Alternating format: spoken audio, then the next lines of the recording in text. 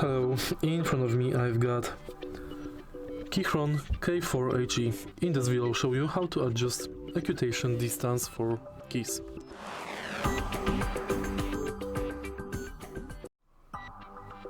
In the beginning, let's go to Launcher.KEYCHRON and select HE mode. Select the key and here you can adjust actuation distance.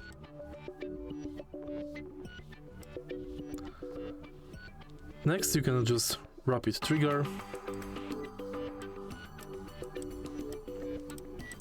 or disable this function.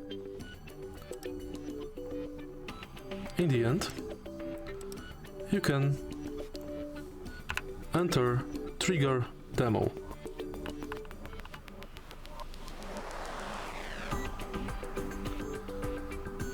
If you find this video helpful, please leave like, comment and subscribe.